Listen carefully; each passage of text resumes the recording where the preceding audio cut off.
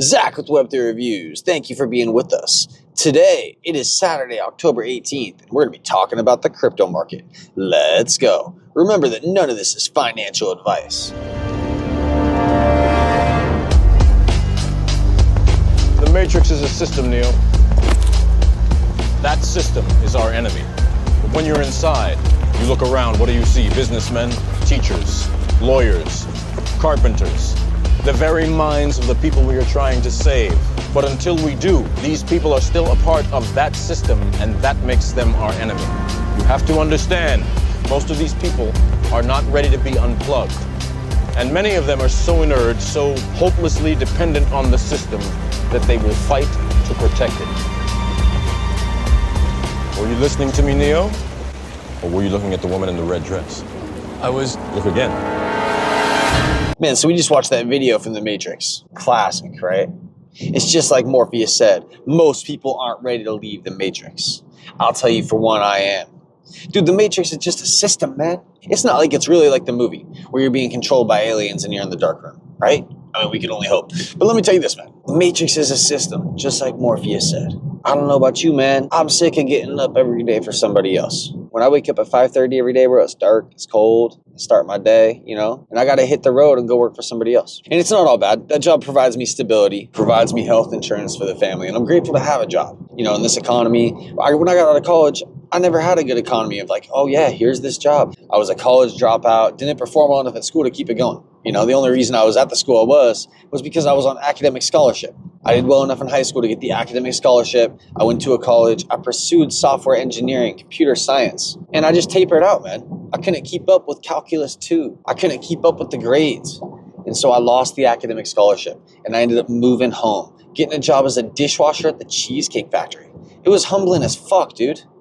I remember Mother's Day. My mom came into the Cheesecake Factory to eat, dude. I wasn't even allowed more than 3 minutes to go say hello because I was in the back of the house, bro. At that point, I'd been moved up to a prep cook. Either way, your time is valuable to the kitchen. It was valuable to somebody else. My time is valuable to me, too. It's more valuable to me than it is to somebody else. But when you work for somebody else, they're expecting to get the most out of you for the amount of time they have you. They don't care what they're paying you. Their time is valuable, and their money is their time. Okay? And so they're not just giving it away to some Joe Blow who's fucking around in the back. You better be there working. But I'll tell you what they did do, bro, is they comped the meal for her at the end. And I thought that was nice, bro. It's nice to have a job that provides some perks, dude. I mean, once you make it, you're still going to want to do something, bro. You're not going to want to just go become some secluded fuck, It's like that Andre 3000 song. He says, man, I've learned that a little apartment is more exciting than the big house on the hill. And the reason is because the big house on the hill, man, there's more shit to clean, first of all. Second of all, who are your neighbors? Third of all, what are you doing, man? You're too far. You got to go 15, 20 minutes to even get some food, let alone to go out and see some folks. It's nice being in the thick of things, man. Even if you're in a small community, it's nice to be in a part of the small community where you can get in the thick of it. I've lived in towns of 12,000 people, 40,000 people. Current place I live has like 700,000 people, 900,000, right? It's big. It's good. I've traveled to New York City, been to LA, Tokyo. It's fun, man. It's fun to be places with a lot of people, man. All right? It really is. Where am I going with this? I'm not saying that to get rid of the Matrix, you have to go seclude yourself. I talk about this with my wife, and I'm like, well, we just don't have the money right now for me to leave and do what I want to do. I'd love to just be able to exit the Matrix and quit my job and go buy a trailer and go down by the river. But really, that's not what we want to do. We don't want to isolate ourselves in such a way where we don't have the money to come back to society and have the fun we want to have. Really, what I'm feeling is the angst to want to escape in the way that I want to escape, which is to be the fucking baller who gets to decide what I do with my time. And right now I give 40 hours a week plus my commute, an hour each way to my job. And so I'm complaining, and it's a good spot to complain about, right? I'm crying from a nice perch. Dude, I've done worse things for less money. But my goal with this crypto shit, I'm on some roundabout shit, dude. I'm here to talk to you guys about Flare, man. I'm here to talk to you guys about how the fact that while it looks all doom and gloom for crypto, the fact that gold is going to hit new all-time highs is so bullish for crypto. It's so bullish for the market. We're going to come smashing back in such a way that people are going to fucking kick themselves for not seeing how this was just a pause out on the way to new all-time highs. That's what's going on here, man. New all-time highs are loading, and first gold is getting them. The markets are going to come roaring back to life. Just wait. Just buy.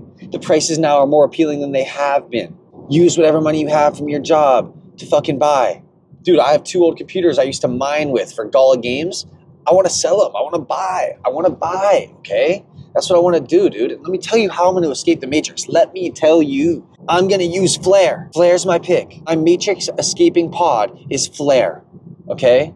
Dude, they've done something incredible. They're changing the game. Other people are recognizing it too. Big accounts are starting to turn their heads and look at what Flare's built, allowing XRP to take part in DeFi. It's going to be doing that for Bitcoin too. It's going to be doing that for Litecoin. It's going to be doing that for Dogecoin. It's going to be doing it for XLM, and it's going to keep on going. And you're going to be able to choose how you want to play. You come in, you could be supplying your assets on Kinetic and earning 2% APR right now, okay? You could be in liquidity pools earning upwards of 70% APR, but you have to manage these liquidity pools. You have to have at least 2 assets at play. You could have FXRP and you could have a stable coin. You could have FXRP and you could have wrapped Flare. But you have to manage this liquidity pool, and in times of high fluctuation, there's risk with that. Once Firelight comes out, staking will be more readily available, and I'm assuming it's going to be a better APR than 2% like Kinetic is offering. It's yet to be seen. But Flare is in the first inning, man. And DeFi is just one thing that Flare does, but it's a super appealing thing, and it's going to bring in the masses, and it's going to unlock billions of dollars that's otherwise just sitting in a fucking wallet collecting dust on the internet. People want to earn yield with their assets. Even if it's 2%, they want to earn it. As long as it's safe and they're not going to fucking put themselves in crazy amounts of risk to do this, then it's all fun, man. On Kinetic, you could also use your bag to take a loan out and to buy more assets. That way you don't have to sell to get the US dollar tether, or to get the wrapped Flare, whatever asset it is for your liquidity pool. You can take out a loan to get a little bit to go play with that liquidity pool and then use the APR to pay off the loan. These things are all possible, and there's so many other possibilities that I'm not even able to wrap my head around yet. All right, I'm just barely wrapping my head around the stuff that's fucking going on. But dude, it's so much fun, and I'm choosing this. And even if I don't want to play with all that, just the delegation rewards alone are juicy. How much are you earning with your delegation rewards based on your current bag? And are you maximizing this by going and looking at the list of FTSOs and what they're offering for the returns? Who are you delegating to, and are they giving you the best returns available? That's what I'm saying. Go look at the list, okay? I'm choosing Flare to help me exit the matrix. When Flare gets it times 10 and it's maintaining 25 cents, how much will you be earning on delegation rewards? How much, man? You got to ask yourself these questions. You got to ask yourself, how much do I need to escape? How much debt do I have? How much do I have to pay off? That's the first step. You got to pay off all your debt, okay? Then you got to figure out how much do you need to survive monthly. And you got to expect with inflation that this is going to go up and up forever, okay? So is there ever going to be a clean break? That's the thing, no. But dude, you could figure out other ways to make money than slaving away for 40 hours a week plus a 2-hour commute every day for somebody else. That's all I'm saying. So I'm going to use Flare to exit the matrix. Dude, it's going to fucking happen. I listened to Hugo speak, man, and you start saying to yourself, holy shit, dude, this might be the smartest guy in crypto. He got a $100 million grant from Ripple, and it wasn't for nothing, dude. You think David Schwartz is just handing out $100 million here and there? I know that Ripple themselves is spending a lot of money acquiring companies, but if you look at what they're doing there, they're acquiring black books, dude. You're only as good as your black book. You're only as good as the people you work with. And by acquiring companies and then making those companies integrated into what Ripple's doing, you're creating this network. It's genius. And Ripple also says they're going to be buying back $1 billion of XRP. XRP is really valuable. It really is, all right? I'm not selling my XRP. I recommend everybody get on the rich list, but I recommend that everybody also take a hard look at Flare and what they can do with delegation rewards simply by holding Flare. The same way if you had a giant bag of ADA, wouldn't that be nice to be earning staking rewards? If you had a giant bag of ETH, wouldn't that be great to be earning staking rewards? Flare is the opportunity, man. We're down 80% all time. If you look at the current price, Flare is like 1.6 pennies. You can go long on this. This is a type of play you can go long on, dude. And you might look and it might go down to 1.5 pennies. It might go down to 1.3 pennies. It doesn't fucking matter.